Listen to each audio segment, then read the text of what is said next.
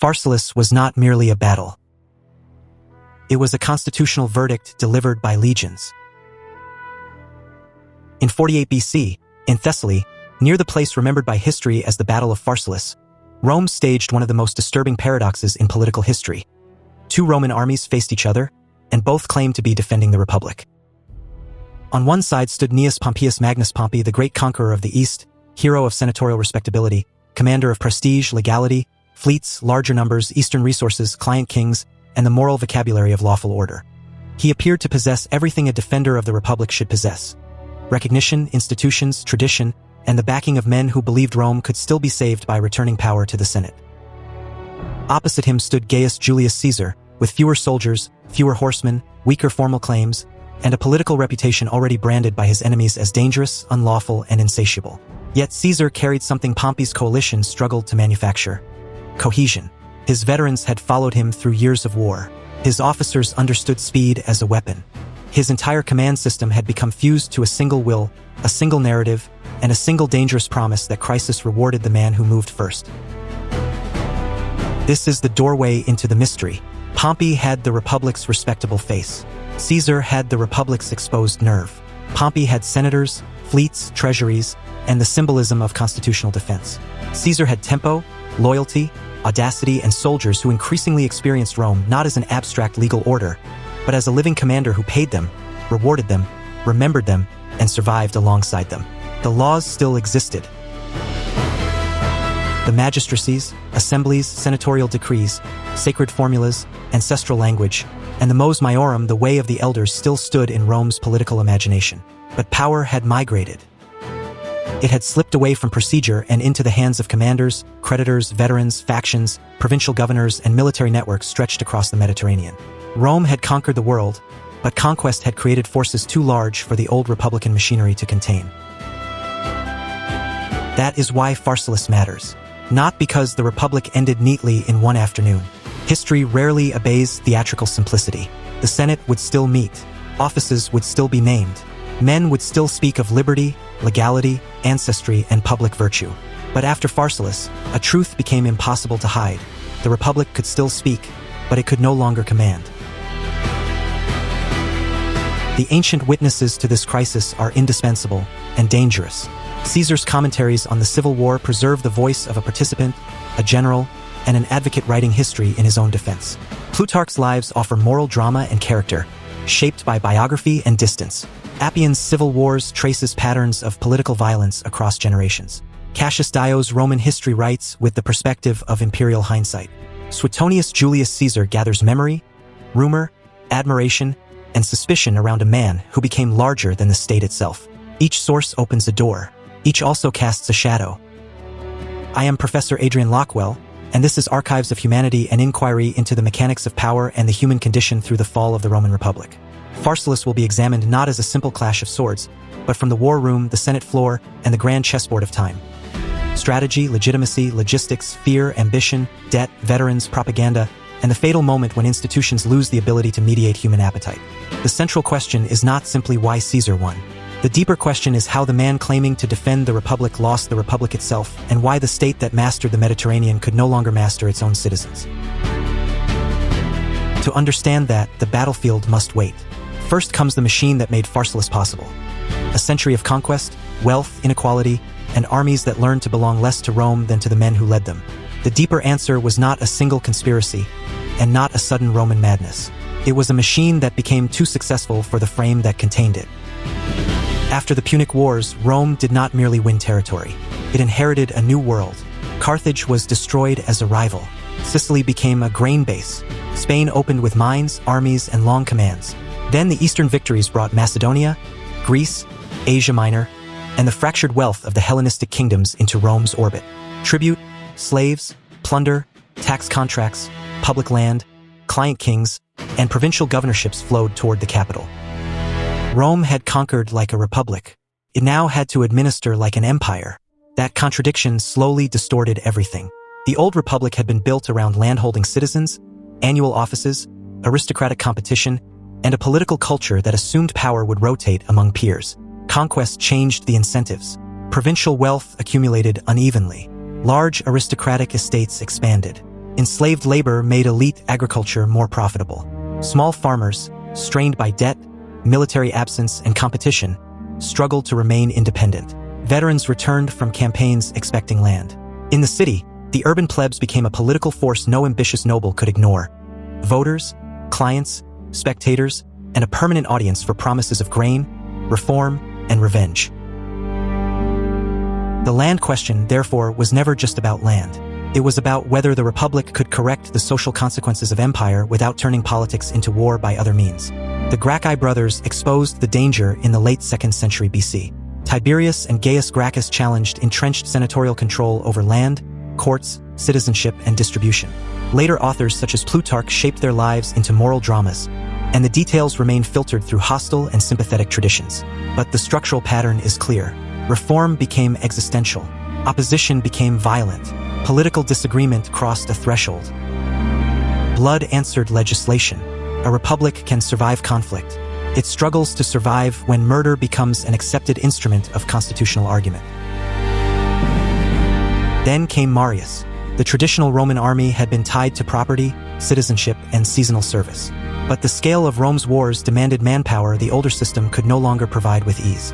Marius increasingly recruited from the landless, not as a clean invention of the personal army, but as an acceleration of a dangerous bond. Soldiers who lacked farms looked to the victorious commander for pay, plunder, protection, and land after service.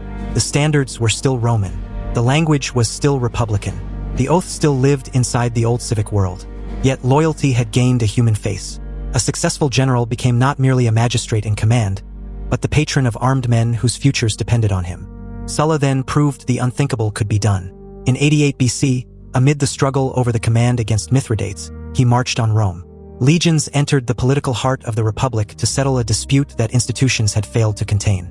Later, after civil war, Sulla returned, ruled as dictator, and used prescriptions to eliminate enemies, confiscate property, and reward supporters. Appian's account of the civil wars captures the terrible rhythm: faction, legality, violence, and retrospective justification. Sulla's precedent was not merely that law could be broken. It was that law could be reconstructed after victory. Violence could be renamed restoration. Confiscation could become policy. Revenge could be given documents, magistrates, and ceremonies. This was the inheritance that haunted Caesar and Pompey. The Republic's checks and balances had not been foolish. They had restrained aristocratic ambition for centuries. But they had been designed for a city-state aristocracy, not for generals holding provinces for years, commanding veteran armies across continents, negotiating with kings, controlling grain routes, managing financiers, and rewarding soldiers. Annual magistracies collided with decade-long military realities. Debate moved slower than armies. Custom weakened against men who could claim that every emergency justified another exception. Rome did not fall because Romans forgot law. It fell because law could no longer arbitrate between militarized ambition and imperial scale. The machine of expansion had produced wealth, glory, debt, slaves, veterans, grievances, and provincial power, then handed those forces to men capable of mastering them. That unstable inheritance passed to the next generation. Pompey, the extraordinary commander who sought legitimacy after power, and Caesar, the gambler of genius who understood that in a broken constitution, speed itself could become a weapon. From that damaged machinery emerged two men who were not accidents of history, but living evidence of what Rome had begun to reward. Command before consensus, glory before restraint, and constitutional trespass followed by public applause. Pompey came first. Gnaeus Pompeius Magnus rose in the age of Sulla, not as a patient senator climbing the cursus honorum step by step, but as a young aristocratic warlord with private troops, inherited influence, and an instinct for attaching himself to victory. Plutarch's Life of Pompey preserves the image of a man almost too large for ordinary categories. He received triumphal honors and extraordinary commands before the Republic had settled the question that mattered most: whether such a man was the servant of the state or a state power in human form. His career moved across the map like a preview of imperial monarchy disguised as republican service. He fought Sertorius in Hispania, a Roman rebel whose endurance exposed how civil conflict could spread into the provinces. He received vast authority against the pirates, because piracy was not merely a nuisance at sea. It threatened grain, commerce, prestige, and the daily proof that Rome could protect the world it claimed to rule. Then came Mithridates in the east. Pompey reorganized kingdoms, clients, tribute, frontiers, and Roman influence on a scale that made him less a magistrate than an architect of order. And yet Pompey's paradox was profound. His power had been born outside normal precedent, but his deepest hunger was recognition inside tradition. He wanted the Senate to ratify his Eastern settlement. He wanted land for his veterans. He wanted to be honored as the Republic's savior, not feared as its master. Pompey accumulated legitimacy after command. He was the exceptional man who wished to be welcomed back into the respectable house he had already forced open. Caesar moved by a different rhythm. Gaius Julius Caesar possessed an ancient name, but not Pompey's early supremacy. His ascent was built from debt, spectacle, popular politics, elite lineage, calculated generosity, and ruthless nerve. In late Republican Rome, debt was not merely financial weakness. For an ambitious man, it was a wager that future conquest would pay for present audacity. Caesar courted the people, cultivated patrons and allies, turned aristocratic ancestry into political theater, and transformed danger into momentum. His commentaries on the Gallic War would later present his actions as necessity, defense, and duty. But Caesar wrote as actor, advocate, and historian of his own indispensability. Around 60 BC, the Republic's paralysis produced its most revealing workaround, the so-called First Triumvirate. It was not a legal office. It was a private arrangement among Caesar, Pompey, and Crassus, three men whose combined influence could overpower senatorial obstruction. Pompey needed ratification and veteran settlements. Crassus, the richest man in Rome, embodied financial networks and equestrian interests. Caesar needed a consulship, and then a command large enough to match his appetite for risk. The alliance did not abolish the Republic. It bypassed it. Institutions often begin to die not when they are openly destroyed, but when powerful men discover that informal power works better than formal law. Caesar's command in Gaul from 58 BC to 50 BC transformed the balance. It gave him wealth, fame, loyal officers, and veterans hardened by years of campaigning. It also imposed an enormous human cost on the peoples of Gaul. Conquest, enslavement, displacement, and mass death. Even if Caesar's own casualty claims remain politically charged and must be treated with caution. For Caesar, Gaul was not only a battlefield. It was a furnace that fused army, commander, reward, memory, and expectation into one political weapon. Then the triangle broke. Julia, Caesar's daughter and Pompey's wife, died in 54 BC, weakening a personal bond that had softened rivalry with affection and obligation. Crassus died at Carrhae in 53 BC, destroyed by the Parthians, and with him vanished the balancing third force.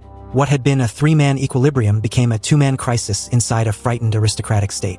Pompey did not move toward the senatorial conservatives simply because he had always hated Caesar. The shift was more tragic and more structural.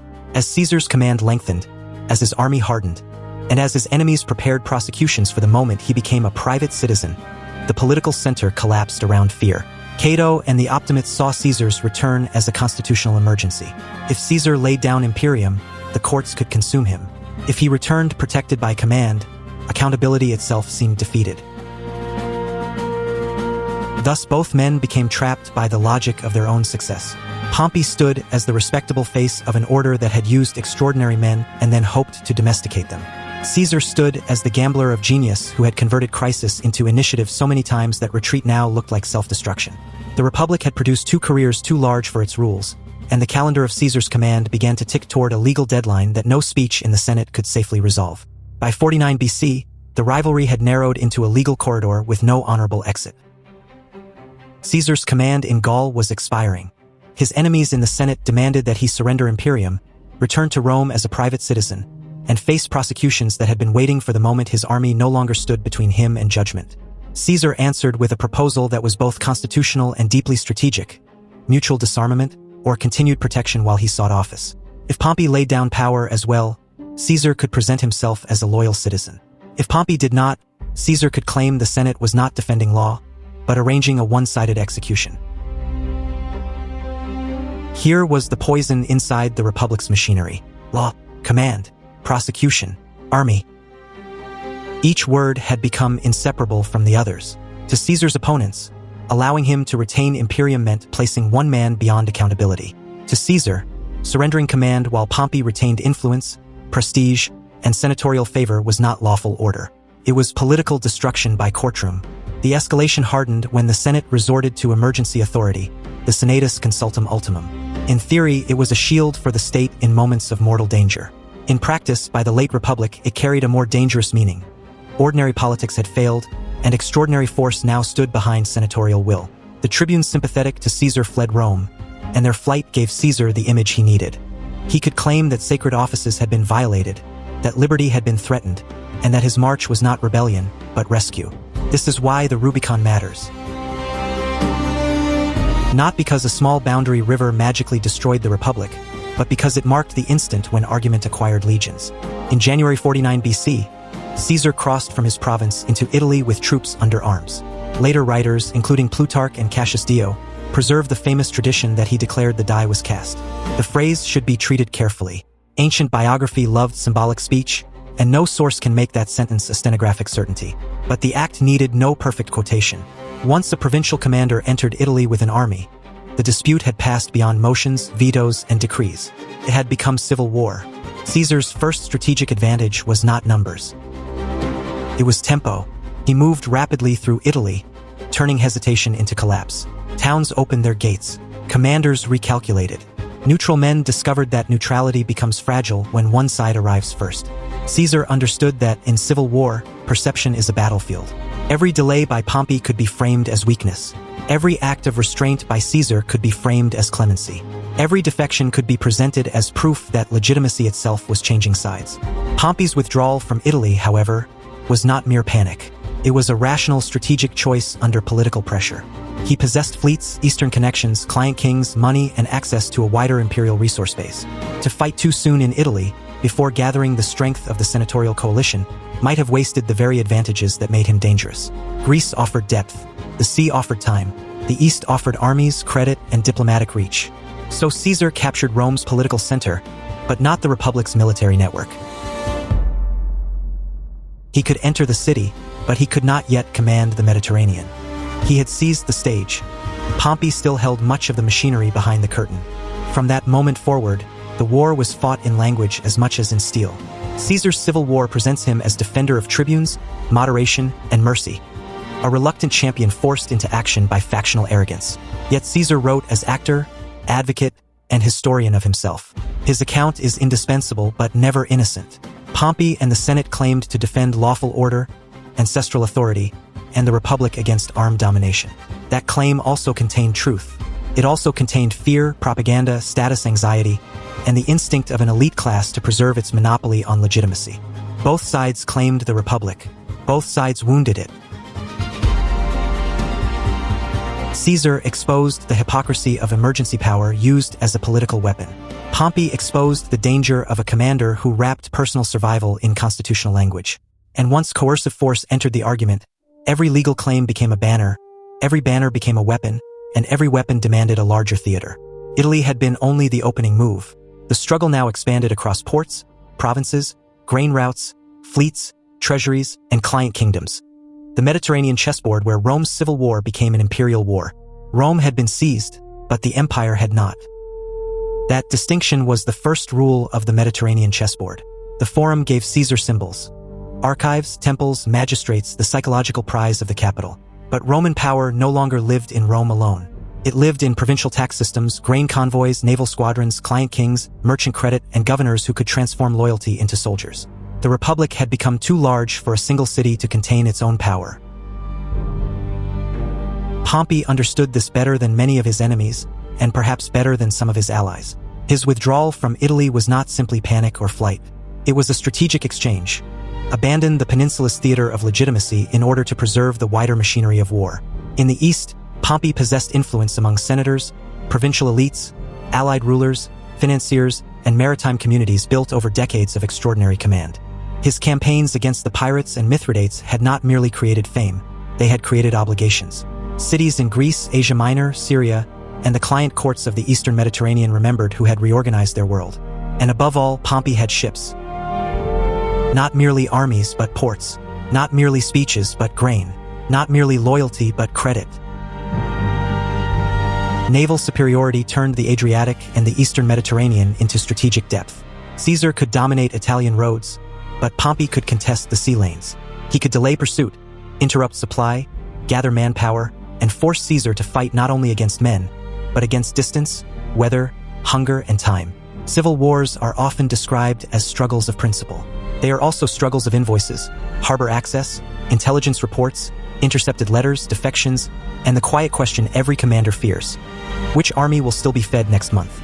Caesar therefore faced a severe strategic problem. Holding Rome did not mean controlling the empire. To move east before securing the west would leave Pompeian forces in Hispania behind him, a blade pointed toward Italy and Gaul. So in 49 BC, Caesar turned first toward Spain, where Pompey's legates commanded substantial armies in his name. Later tradition, with the Roman taste for sharp political epigram, attributed to Caesar the idea that he was fighting an army without a commander before he fought a commander without an army. The line may be too polished to treat as exact transcript, but its logic is unmistakable. Hispania was not a sideshow. It was the rear gate of the civil war. Massilia, the old Greek city on the southern coast of Gaul, made the Western problem even more dangerous. Its resistance complicated Caesar's communications and revealed a hard truth of imperial politics. Cities were not passive squares on a map. They calculated, they delayed, they watched which Roman future seemed more survivable. Caesar's civil war presents these operations through Caesar's own self-defending voice, while Appian and Cassius Dio widen the frame. The conflict was never just two rivals racing toward one battlefield. It was an imperial system deciding province by province which claim to legality it feared less.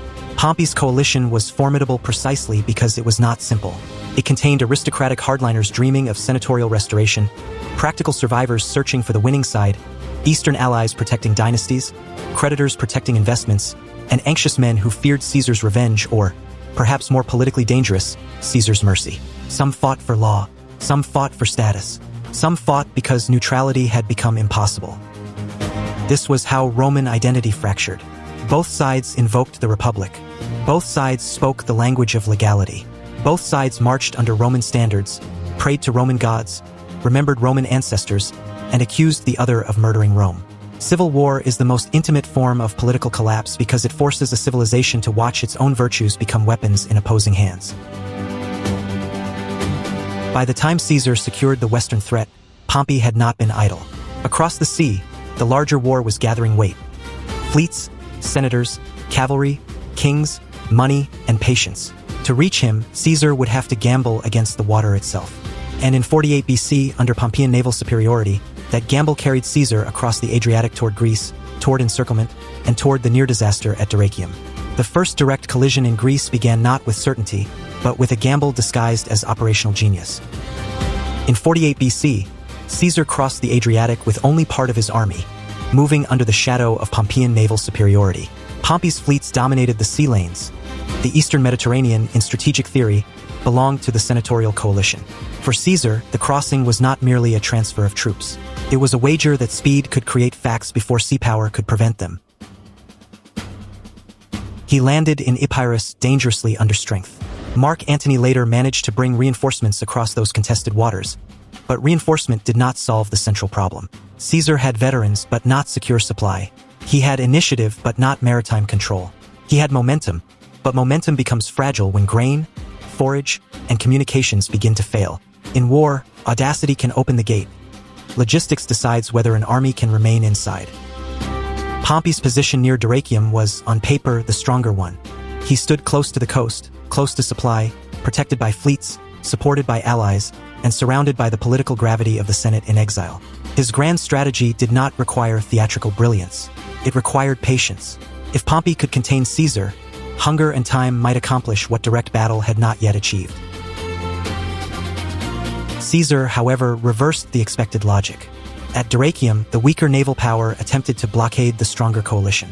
Through extended lines of fortification, pressure, and relentless labor, Caesar tried to turn Pompey's coastal advantage into a prison. It was one of the most revealing operations of his career. Caesar did not accept geography as destiny. He treated geography as an argument, something that speed, discipline, and nerve might rewrite. But strategy has a cruel habit of punishing the commander whose imagination outruns material reality. Caesar's lines were ambitious, but they were also stretched. Pompey's forces found weaknesses. According to Caesar's Civil War Book 3, intelligence, local knowledge, and pressure converged against vulnerable points in the Caesarian works. Caesar's account must be handled carefully. He wrote as actor, advocate, and historian of himself. Yet the strategic outcome is not in doubt. Pompey broke through. Caesar's army suffered a serious defeat. The veterans who had survived Gaul, civil war, siegecraft, forced marches, and the machinery of Caesar's ambition were shaken. For one extraordinary moment, the myth of Caesarian inevitability cracked. Later, Caesar delivered the famous hostile judgment that Pompey would have won the war that day if he had known how to win. It is a brilliant sentence and therefore a dangerous one. It preserves a real possibility, but it also serves Caesar's lifelong project of making rival caution look like incompetence. Pompey did not destroy him, yet this failure should not be reduced to cowardice. Ancient tradition, including Plutarch, presents Pompey as cautious, pressured by allies, and wary of Caesar's capacity for deception. After a breakthrough, a commander still faces uncertainty. Exhausted troops, broken formations, incomplete intelligence, possible ambush, and the difficulty of controlling a coalition army filled with senators, clients, allies, and competing ambitions. Civil war command is never command over soldiers alone. It is command over rumor, status, fear, accusation, and the political meaning of every delay. This was the fog of victory. Defeat is not the only condition that blinds generals. Success can blind them as well, because it creates a new crisis before the old one has been fully understood. Pompey faced a brutal dilemma: preserve the Republic's army through caution, or risk everything in pursuit of a wounded enemy whose genius often became most dangerous under pressure. Caesar withdrew into Thessaly, damaged but not destroyed. That distinction would alter the fate of Rome. A beaten Caesar was still Caesar.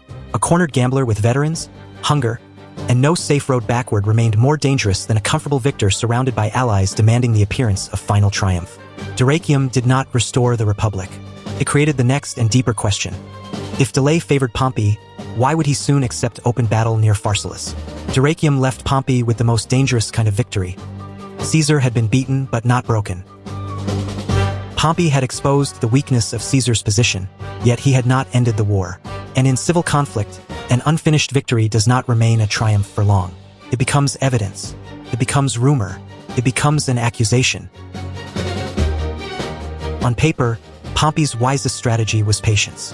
He had the broader resource base, the stronger fleet, deeper access to the eastern Mediterranean, and the formal legitimacy of the senatorial coalition.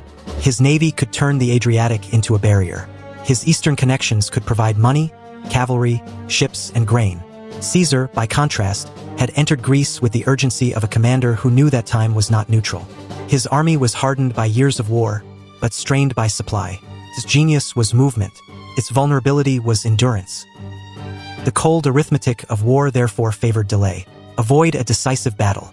Shadow Caesar. Deny forage. Exploit the sea. Let hunger, exhaustion, desertion, and uncertainty do the work that a battle might do at catastrophic risk. This was not cowardice. It was strategy stripped of theater. But Pompey was not commanding in a vacuum. He was commanding a coalition, and a coalition can give a leader power while quietly taking away his freedom. Inside Pompey's camp stood senators, nobles, exiles, creditors, clients, officers, Eastern allies, and men whose entire futures depended on the shape of Rome after Caesar. They had not crossed into Greece for one identical republic. Some wanted legal restoration. Some wanted revenge. Some wanted property secured, debts settled, rivals punished, offices distributed, or reputations cleansed. The optimates spoke the language of liberty and ancestral law, but restoration is never a single idea when spoken by men with private ambitions. Plutarch, in the Life of Pompey, preserves the atmosphere of pressure and overconfidence around the Pompeian command. Caesar, in his civil war, depicts the opposing camp as arrogant, already debating rewards and punishments before victory had been secured. That testimony must be handled with caution. Caesar was actor, advocate, and historian of himself. He had every incentive to make his enemies look vain, cruel, and politically blind. Yet Appian and Cassius Dio also reveal the deeper disease of Roman civil war. Factions did not merely fight for institutions. They filled those institutions with fear, grievance, memory, and expectation. After Dyrrhachium, many around Pompey believed Caesar was wounded and had to be crushed before recovery. Others suspected Pompey of prolonging the war to preserve his own supremacy. This was the poison of aristocratic politics. Patience could be reinterpreted as ambition. Caution could be branded as fear. Strategy could be mistaken for hesitation. Roman elite culture intensified the trap. Honor had to be visible. Virtus had to be demonstrated. Glory demanded witnesses. A commander who refused battle after victory risked appearing less like the guardian of the Republic and more like a man afraid to win it. In ordinary war, delay could be a masterstroke. In civil war, delay creates rumors. It gives enemies time to recover, but it also gives allies time to doubt. This is the special cruelty of civil war command. A general must fight two battles at once. One against the enemy across the field, and another against the anxieties inside his own camp. He must manage allied egos, inherited status, whispered accusations, future prosecutions, and the deadly question of who will own the victory once victory arrives. Pompey therefore stood trapped between strategic patience and political performance. He may have understood that Caesar was most dangerous when offered a single decisive contest.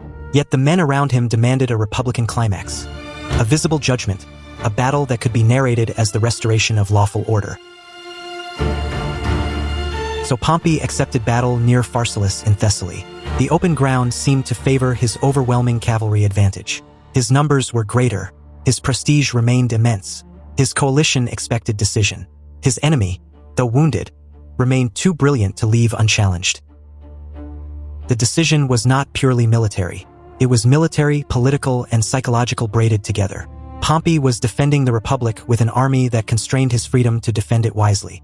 And on the plain of Thessaly, that contradiction would become visible in formations. Numbers against cohesion, cavalry against reserves, senatorial confidence against Caesarian initiative, and hidden behind Caesar's right, a fourth line waiting to turn Pompey's strongest weapon into the hinge of disaster. By the time the armies faced one another in Thessaly, the civil war had narrowed into a contest between two different forms of power.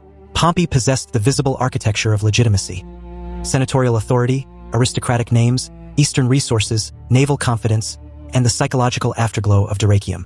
Caesar possessed something less formal and more dangerous: a compact instrument of war, battered by hunger and movement, but hardened into obedience by years of shared risk.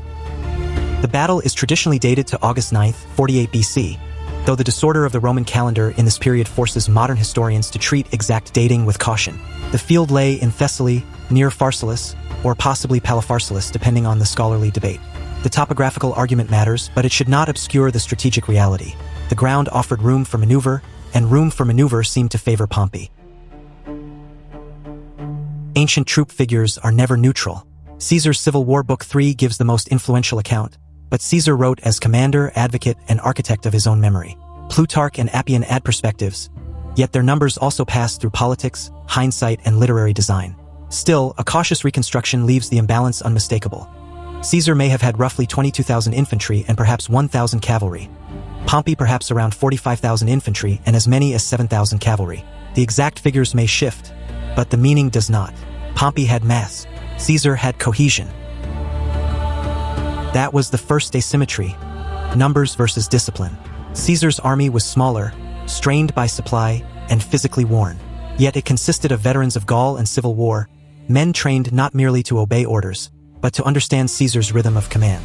Their loyalty was personal, professional, and political at the same time. Pompey's army was larger and formidable on paper. Roman legions, eastern auxiliaries, cavalry superiority, senatorial prestige, and the confidence of a coalition that believed Caesar could finally be trapped. But coalition armies carry hidden fractures. They unite against the common enemy while disagreeing about the meaning of victory. The second asymmetry was cavalry versus reserves. Pompey's plan was logical, and in material terms almost irresistible. His overwhelming cavalry, massed on his left, would strike Caesar's right, drive away Caesar's smaller mounted force, sweep around the flank, and roll up the Caesarian line from the side and rear. The plan reportedly involved Titus Labienus, one of the most symbolically dangerous figures on the field. Labienus had once been Caesar's trusted legate in Gaul. He knew Caesar's habits, his veterans, and perhaps the pattern of his audacity. In civil war, defection is not merely betrayal. It is intelligence transfer. Pompey's infantry, meanwhile, was reportedly ordered to hold position and receive Caesar's charge rather than advance to meet it. The reasoning was disciplined restraint. Let Caesar's men cross the distance, spend their force, and collide against a steady wall of depth. Caesar later condemned the decision, arguing that it robbed Pompey's soldiers of momentum and spirit. That judgment is not impartial. It comes from Caesar himself. Yet it exposes the philosophical divide at the center of the battle. Pompey trusted position. Caesar trusted initiative. And here emerged the third asymmetry: legality versus initiative. Pompey commanded the army of respectable order, but Caesar commanded the tempo of danger. He recognized that Pompey's cavalry advantage was too obvious, too tempting, and too central to the entire Pompeian design. So Caesar prepared not only for the enemy's plan, but for the enemy's confidence. He detached selected cohorts and placed them behind his right, forming a concealed or reserve fourth line beyond the traditional Roman triplex aces. This fourth line was not a minor tactical flourish. It was strategic psychology turned into battlefield architecture. Caesar identified the exact point where Pompey expected certainty and planted uncertainty there. He took the enemy's greatest visible advantage and transformed it into a hinge of possible collapse. Thus, before the first decisive movement, Pharsalus already resembled a political chessboard. One side held more pieces, more prestige, more cavalry, and the official language of the Republic. The other held cohesion, speed, and a hidden answer to the obvious plan. The armies were ready. The designs were fixed. Now the question was whether mass could crush cohesion before Caesar's fourth line struck at the flank of confidence. Then concealment became decision. Caesar's infantry moved first, and the account now depends heavily on Caesar himself in Civil War Book 3. Commander, advocate, political survivor, and historian of his own victory. He claims that his veterans noticed something unusual. Pompey's infantry was not advancing to meet them. It was holding position, waiting for the Caesarian charge to spend itself. So, according to Caesar, his men checked their own momentum, halted, recovered formation and breath, and then renewed the attack. If true, it was a remarkable act of collective battlefield intelligence. If sharpened by Caesar's pen, it was also perfect propaganda. Caesar's army as disciplined instinct, Pompey's army as passive weight. Either way, the meaning was unmistakable. Pompey had chosen stillness in the center, hoping order would defeat exhaustion. But in battle, motion carries moral force. An advancing soldier feels purpose. A waiting soldier must turn obedience into courage while history comes toward him. On Pompey's left, the decisive mechanism began to move. His cavalry, vastly superior in number, struck Caesar's right, where Caesar's own horsemen were too few to win a prolonged contest. They were driven back as Pompey's plan required. For a brief moment, the design seemed elegant. Cavalry advances, enemy flank bends, the road opens behind Caesar's line. But Caesar had not tried to defeat Pompey's strength by copying it. He had treated that strength as a predictable point of failure. Behind his right, selected cohorts had waited as a fourth line, outside the obvious geometry of the battlefield. Now they advanced into the path of the cavalry. Ancient writers, especially Plutarch, preserve the famous story that Caesar ordered these men to strike at the faces of the young aristocratic cavalrymen, men supposedly more afraid of disfigurement than death. The anecdote is powerful, perhaps too powerful. Ancient biography often turned class character into moral drama. It should not be treated as tactical stenography. Yet the deeper truth remains. Caesar understood that Pompey's cavalry was more than a military arm. It was a social confidence, an aristocratic symbol, a visible declaration that rank and numbers would decide the day. Break that confidence, and the battle plan would lose its soul. The fourth line struck. Pompey's cavalry, denied the easy envelopment it expected, began to recoil. Disorder spread through the mounted wing. The screen meant to wrap around Caesar's army instead peeled away from Pompey's own left. The flank of Pompey's infantry, the hinge of the entire plan, stood exposed. Now Caesar's reserves and right wing turned inward. This was the instant when numbers stopped meaning what they had meant at dawn. Pompey's army remained larger. It still carried senators, allies, officers, Roman discipline, and the language of lawful restoration. But the chosen instrument of victory had failed in full view. The psychological center broke before every soldier was physically defeated. Once the army understood that the cavalry plan had collapsed, the battle's meaning changed. Confidence became rumor. Rumor became panic. Panic became movement away from command. Pompey's infantry, already deprived of offensive momentum by the order to stand and receive, could not suddenly convert mass into resilience. A force prepared to win through envelopment now faced envelopment itself. The larger army did not lose merely because it was weaker. It lost because its own mechanism of decision became the instrument of defeat. Pompey withdrew toward the camp, and then fled. The ancient accounts differ in tone. Caesar is controlled and self-justifying, Plutarch more tragic, Appian more attentive to the wider ruin of civil war. What remains clear is that the man who had once reorganized the East now watched his coalition dissolve into the most dangerous form of defeat. Not simple destruction, but disbelief. Caesar captured the camp and emphasized clemency toward Roman opponents.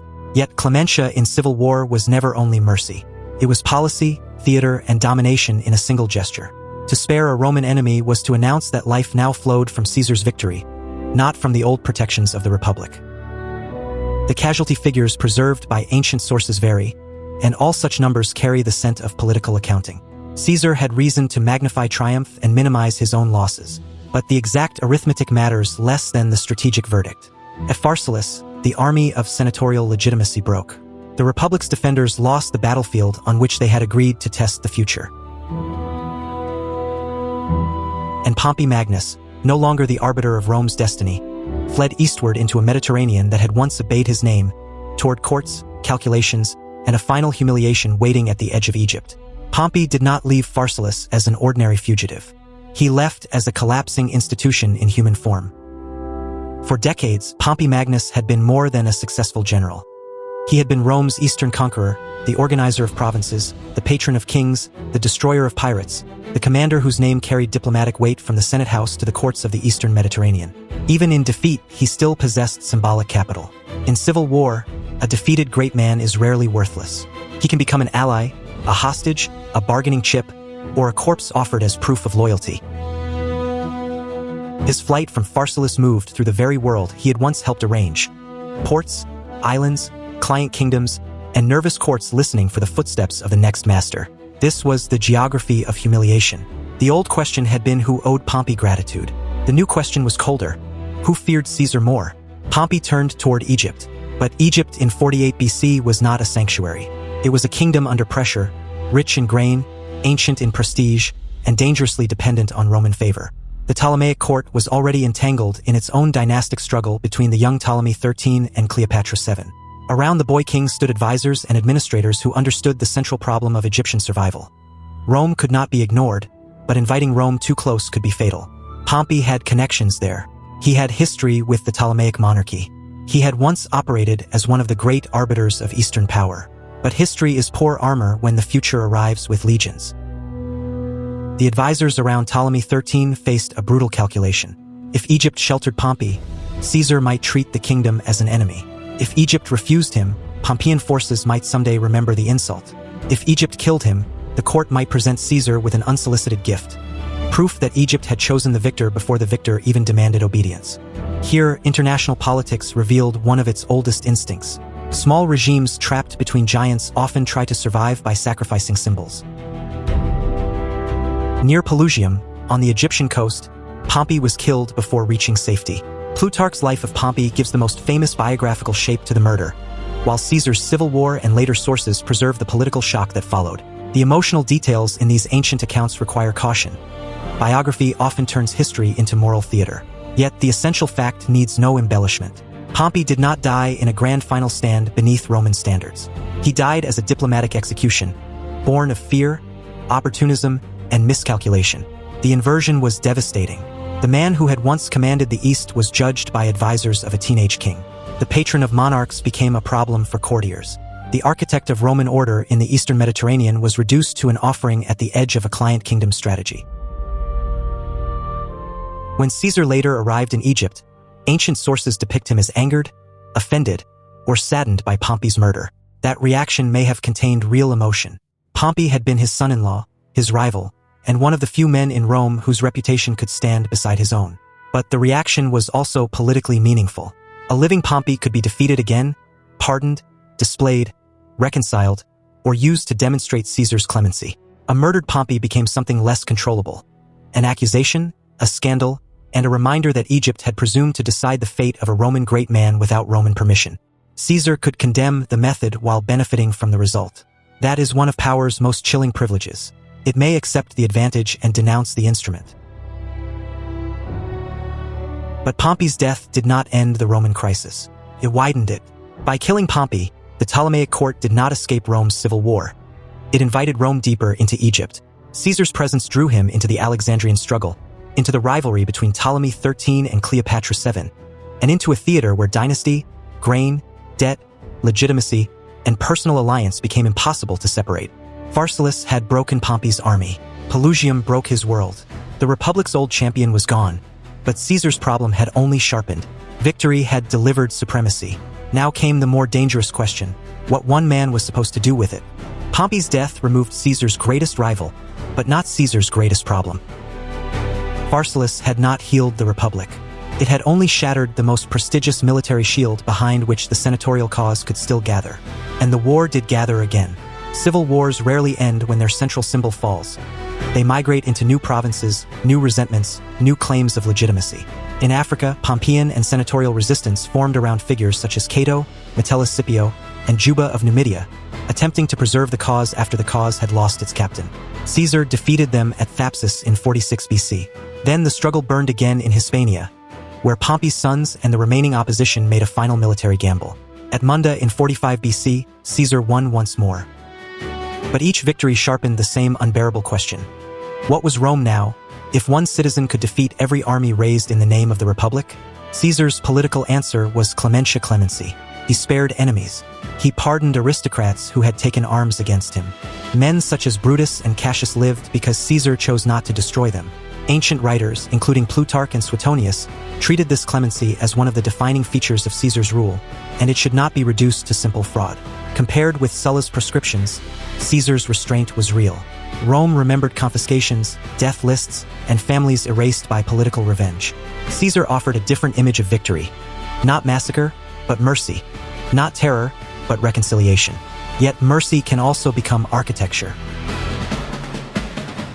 A pardoned senator did not owe survival to a court, an assembly, or the old ancestral constitution. He owed it to Caesar.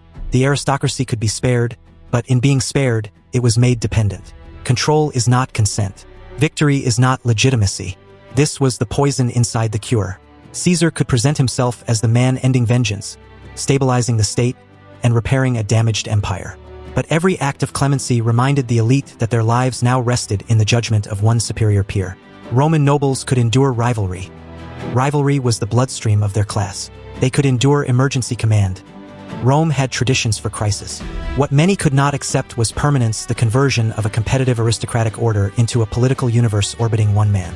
And Caesar did accumulate power, not as a single overnight coronation, but as a layered construction of offices, honors, and exceptional authority.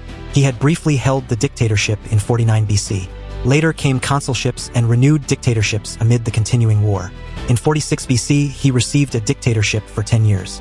In 44 BC, shortly before his death, he was named Dictator Perpetuo, Dictator in perpetuity. Around these offices gathered honors that blurred the boundary between magistrate, savior, and monarch. Statues, precedents, ceremonial privileges, and a political atmosphere in which both acceptance and refusal carried danger. Suetonius preserves many traditions about these honors, and his taste for scandal requires caution. Still, the pattern is unmistakable. Republican forms remained, but the center of gravity had moved. Caesar also governed, and this is why caricature fails. He was not merely a conqueror sitting atop ruins. He addressed debt without revolutionary cancellation. He reformed the calendar into the Julian system. He planned colonies for veterans and the urban poor. He expanded citizenship and municipal structures. He enlarged the Senate and attempted to rationalize imperial administration. Rome's machinery genuinely needed repair. But reform under personal supremacy creates a fatal paradox. The more necessary the reforms appear, the more terrifying the reformer becomes. Every solution asks the forbidden question. If the Republic can function only when Caesar commands it, has the Republic already ceased to function? By 44 BC, fear, status anxiety, Republican memory, and aristocratic humiliation fused into conspiracy. The assassins called their act liberation. Some were sincere, some were defending rank. Some were trapped by the old Roman belief that killing the would-be king could restore liberty. Plutarch's portraits of Caesar and Brutus reveal a crisis not merely of policy, but of psychology. Men who had accepted Caesar's mercy could not accept living forever beneath it. On the Ides of March, Caesar fell, but the blades did not resurrect the Republic. Appian's account of the wars that followed gives the harsher verdict. Assassination destroyed the ruler, not the conditions that had produced him. The conspirators removed Caesar's body from the chessboard, but the game had already changed. Republican language survived. Republican power did not. Caesar's assassination in 44 BC was meant to sever the crisis at its source. Instead, it proved that the crisis had never belonged to one man alone. The daggers removed Caesar from the Senate House, but they did not remove the armies, debts, ambitions, fears, memories, and personal loyalties that had made Caesar possible. Brutus and Cassius could invoke liberty, ancestral custom, and the sacred name of the Republic. Yet invocation was not power. They still needed provinces, fleets, money, time, and soldiers willing to kill other Romans in the name of restoring a system already dependent on generals. Antony claimed fidelity to Caesar's memory and positioned himself as the guardian of the murdered dictator's legacy. Lepidus possessed forces and influence of his own. And then came Octavian, Caesar's adopted heir, young, underestimated, and politically lethal precisely because his weakness invited miscalculation. Appian's account of the post-Caesar civil wars captures the deeper pattern. Rome did not return to constitutional debate after the assassination. It entered a struggle over inheritance. Every faction claimed legality. Every faction claimed necessity. Every faction spoke the language of the Republic while preparing armies against Romans. The Senate could still authorize, denounce, bargain, and lament, but it could no longer command the direction of history unless armed men chose to make senatorial authority useful. The second triumvirate of Antony, Octavian, and Lepidus formalized this brutal reality. It was not Caesar's monarchy restored in a single body. It was emergency domination divided among three competitors, wrapped in legal sanction and enforced through revolutionary violence. Proscriptions returned, reviving the sullen lesson that murder could be administered as policy. Cicero, the Republic's greatest surviving voice of civic legality, became one of the most famous victims. The old order had produced sublime language about law, duty, and liberty.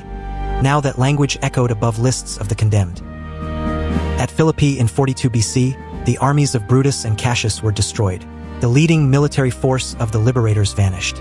With it collapsed the last serious attempt to restore the Republic by assassinating the dictator and then defeating his heirs in the field. The irony was merciless. The defenders of liberty had to become warlords to defend liberty, and in doing so they fought on the very ground where Republican legitimacy was weakest. But victory over the liberators did not create peace. It merely narrowed the contest. Lepidus gradually receded from the center of power.